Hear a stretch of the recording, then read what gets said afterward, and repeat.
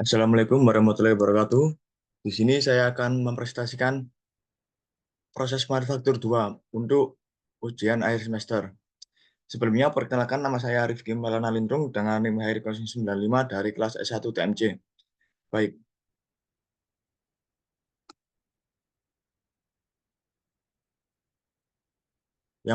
soal yang pertama, di sini ada contoh gambar. Yang pertama ada contoh sambungan tumpul, kemudian sambungan sudut atau edge joint, kemudian sambungan T atau T joint, kemudian sambungan tumpang, dan sambungan sisi. Kemudian pada sebelah kiri ada posisi pengelasan, posisi di bawah tangan, posisi mendatar, posisi vertikal, dan posisi di atas kepala. Baik, yang pertama yaitu butt joint. Sambungan yang dibentuk dengan cara menyatukan ujung pada kedua bagian. Pada sambungan butt joint, berdua bagian objek yang ingin diletakkan pada bidang yang sama dan saling berdampingan. Kemudian ada quarter joint, yaitu sambungan yang dibentuk dari dua buah benda kerja atau objek dengan cara lasnya membentuk sudut berbentuk huruf F. L, hampir sama dengan T-joint, bedanya sambungan ini dibentuk pada ujung objek lainnya. Kemudian yang ketiga ada lap joint, yaitu sambungan yang terdiri dari dua benda kerja atau objek las yang saling bertumpukan atau tumpang tindih. Pengaplikasian sambungan ini biasanya cenderung untuk objek berbentuk plat tipis seperti bodi kereta.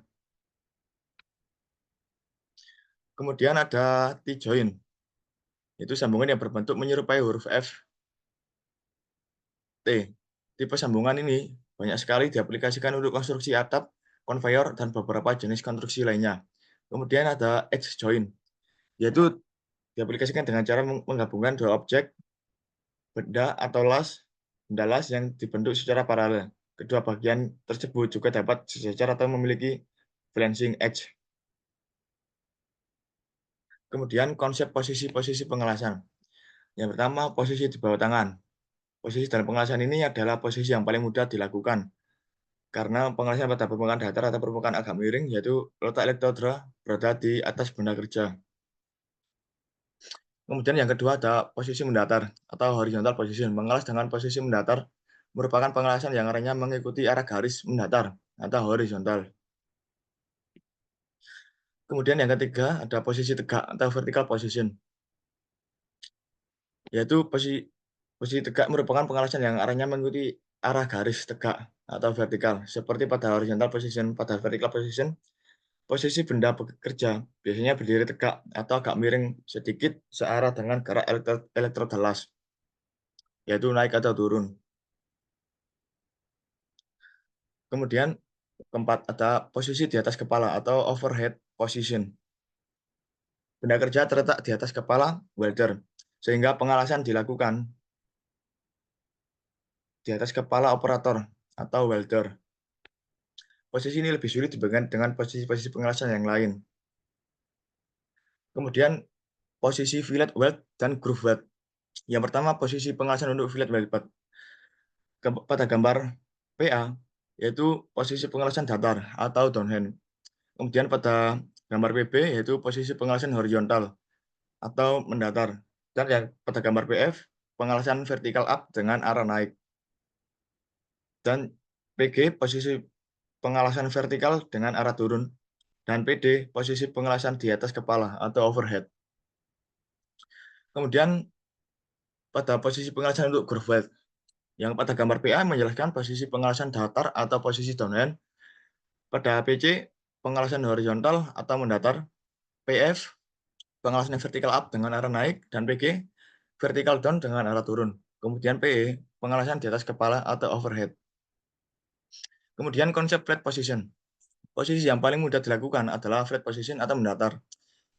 Dikenal juga dengan istilah downhand position, yaitu posisi di bawah tangan. Kemudian konsep horizontal position, yaitu pengelasan dengan arah mendatar, di mana arah mengelasnya mengikuti arah garis horizontal. Pada proses ini, arah ayunan dan kemiringan elektroda perlu benar-benar diperhatikan. Kemudian konsep vertical position. Pengelasan vertikal, kamu bisa meletakkan sembulas dengan posisi sedikit vertikal atau bisa juga sepenuhnya vertikal. Tetapi pada umumnya kebanyakan operator las selalu mempraktekkan posisi las dengan posisi horizontal. Kita lanjut ke soal yang kedua, yaitu perencanaan pengelasan. Yaitu suatu perencanaan untuk pelaksanaan pengelasan yang meliputi cara pembuatan konstruksi las yang sesuai dengan rencana dan spesifikasinya dengan menentukan semua hal yang diperlukan dalam pelaksanaan tersebut. Kemudian prosedur dan teknik pengelasan. Prosedur pengelasan, panduan terperinci yang menjelaskan langkah-langkah yang harus dilakukan untuk menghasilkan lasan yang berkualitas tinggi. Prosedur pengelasan harus sesuai dengan jenis material, metode pengelasan, dan persyaratan desain. Kemudian teknik pengelasan, yaitu bagaimana tukang las melaksanakan prosedur pengelasan. Teknik pengelasan yang tepat akan menghasilkan lasan yang bagus, bebas cacat, dan memberi kekuatan yang optimal. Kemudian di sini persiapan pengelasan. Yaitu langkah penting sebelum memulai pengelasan, persiapan yang baik akan membantu memastikan hasil yang berkualitas dan aman. Kemudian di bawah ini adalah persiapan-persiapan sebelum pengelasan. Yang pertama, pembersihan, pemotongan, beveling atau camfering, dan yang terakhir adalah penyepitan. Kemudian ini perlakuan setelah pengelasan, yaitu proses yang dilakukan setelah pengelasan untuk menghilangkan tegangan sisa dan meningkatkan sifat mekanik lasan. Perlakuan setelah pengelasan yang umum dilakukan adalah yang pertama annealing, kemudian normalizing, dan yang ketiga tempering. Kemudian di sini manajemen pengelasan, yaitu proses perencanaan, pengorganisasian, dan pengendalian aktivitas pergelasan untuk memastikan proyek pengelasan berjalan dengan efektif dan efisien. Manajemen pengelasan yang baik akan membantu meminimalkan risiko, meningkatkan kualitas, dan menghemat biaya. Kemudian K3 dalam pengelasan. K3 sendiri yaitu kesehatan dan keselamatan kerja, yaitu aspek penting pengelasan untuk memastikan keselamatan pekerja dan menghindari kecelakaan kerja. Anda butuh APD khusus pengelasan agar Anda tetap aman. Standar APD K3 yaitu wearback, helm atau topeng las, kemudian sarung tangan, safety shoes, apron, masker, dan earplug. Kemudian bahaya dalam pengelasan. Bahaya yang terjadi akibat pengelasan yaitu terkena radiasi, sinar ultraviolet, dan inframerah, terhirup asam atau fum yang ada pada pengelasan, kebakaran, tersetrum listrik. Kita lanjut ke soal yang ketiga. Itulah pada bejana, tekan dan pipa. Bejana tekan dan pipa digunakan untuk menahan fluida dengan tekanan tinggi. Pengelasan merupakan metode yang umum digunakan untuk menyambung bagian-bagian bejana dan tekan pipa dikarenakan menghasilkan sambungan yang kuat dan kedap udara. Jenis pengelasan untuk bejana tekan dan pipa yaitu antara lain yang pertama las SMAW, yang kedua las GMAW, dan yang ketiga las GTAW. Kemudian las dalam saluran pipa. Saluran pipa digunakan untuk mengangkut fluida seperti air, minyak, dan gas. Pengelasan merupakan metode yang umum digunakan untuk menyambung bagian-bagian saluran pipa. Kemudian untuk jenis pengelasannya yaitu yang pertama las GMAW, las SMAW, dan las plastik. Kemudian las dalam mesin-mesin konstruksi. Mesin-mesin konstruksi seperti ekskavator, bulldozer, dan kren banyak menggunakan komponen yang dilas. Pengelasan merupakan metode yang penting untuk menyambung bagian-bagian mesin konstruksi dan memastikan kekuatan dan ketahanan mesin. Jenis pengelasan yang umum digunakan yaitu yang pertama las SMAW, las GMAW, dan las GTAW. Kemudian ada las dalam kendaraan rel. Rel kereta api terbuat dari baja yang dilas. Pengelasan merupakan metode yang penting untuk menyambung bagian-bagian rel kereta api dan memastikan kelancaran dan keamanan perjalanan kereta api. Jenis las yang digunakan untuk rel kereta api antara lain yaitu yang pertama las GMAW, yang kedua las SMAW, dan las termit. Kemudian kita langsung menuju soal keempat. Yaitu ini adalah contoh dari mesin las SMAW. Nah, bagian-bagian mesin las SMAW yaitu ada sumber daya listrik, transformator, pengatur arus, ground cam, kabel las, elektrohalter, kipas pendingin, indikator arus, dan indikator tegangan. Kemudian di sini cara menyalakannya yaitu yang pertama, pastikan mesin las terhubung ke power supply daya listrik yang sesuai. Kemudian yang kedua, nyalakan saklar utama pada mesin las, yaitu pada angka saklar ini 10. Yang ketiga, atur panas pengelasan sesuai dengan kebutuhan, yaitu merah-merah ini kita putar sesuai kebutuhan kita. Dan yang keempat, pasang elektroda ke elektrode holder. Yang kelima yaitu sambungkan kabel ground ke benda kerja. Yang keenam, siapkan area pengelasan dan kenakan alat pelindung atau APD. Yang ketujuh, sentuhkan elektroda ke benda kerja untuk memulai busur las.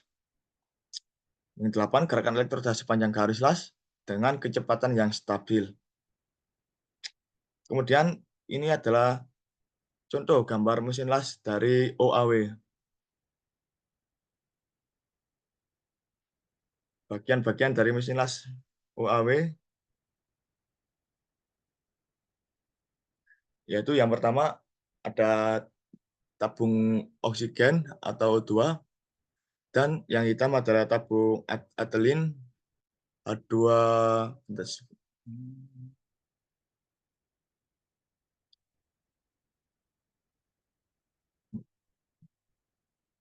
atelin. Kemudian ada regulator gas, 4 ada torch, kelima selang gas, keenam nozzle torch, dan ketujuh mixer gas, dan yang terakhir ada flash arrestor. Kemudian di sini cara penggunaannya yaitu yang pertama, pastikan tabung gas, oksigen, dan asetilin terhubung dengan benar ke regulator gas.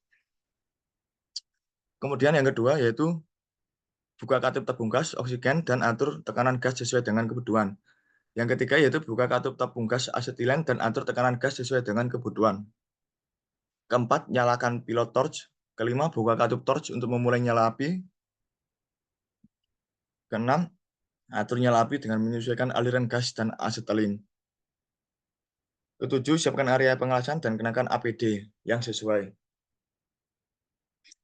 Kedelapan yaitu sentuhkan ujung torch benda kerja untuk memulai pengelasan. Kesembilan, tambahkan filler metal atau logam pengisi ke celah las saat logam sudah cukup panas. Kemudian yang 10, gerakan torch sepanjang garis las dengan kecepatan yang stabil.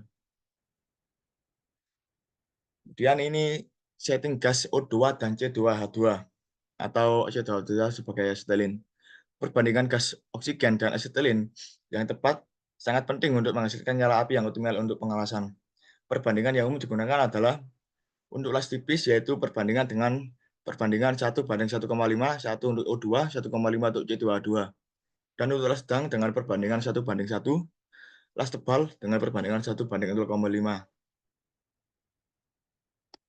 Kemudian kita lanjut ke soal yang nomor 5.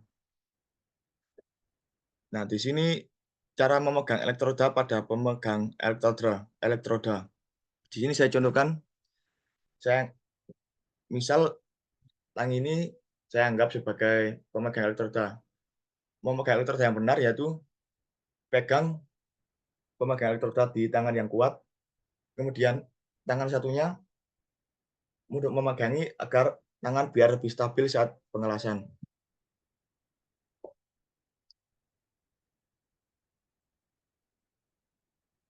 Kemudian yang kedua, konsep pemasangan sudut elektroda yang benar. Konsep pemasangan sudut elektroda yang benar yaitu yang pertama saya contohkan tergantung pada penetrasi yang dibutuhkan. Berkisar dengan angka 30 derajat untuk penetrasi rendah, 45 derajat untuk penetrasi sedang, 60 derajat untuk penetrasi tinggi. Saya anggap ini 30 derajat untuk penetrasi rendah. Begini. Kemudian konsep posisi tubuh seorang welder. Yang pertama, saya contohkan posisi lutut agak cek condong ke depan, posisi lutut, badan tegak, kepala tegak lurus, kemudian pandangan lurus ke depan. Baik. Kemudian untuk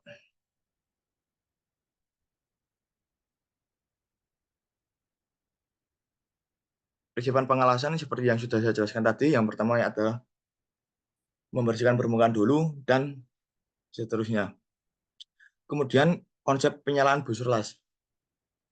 Konsep penyalaan busur las yaitu yang pertama kita pasang elektroda, kemudian kita gesekkan ke benda kerja.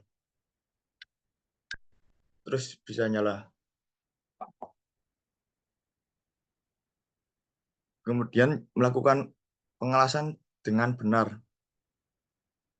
Melakukan pengelasan dengan benar yaitu misal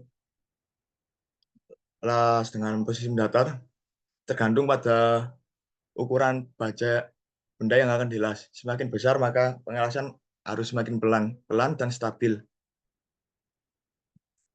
Baik, kemudian di sini ada contoh pengelasan pada benda. Pada pengelasan ini memakai teknik T-join atau sambungan T dengan posisi mendatar atau dengan posisi pengelasan mendatar atau horizontal. Baik, sekian presentasi dari saya. Bila ada kurangnya, mohon maaf. Wassalamualaikum warahmatullahi wabarakatuh.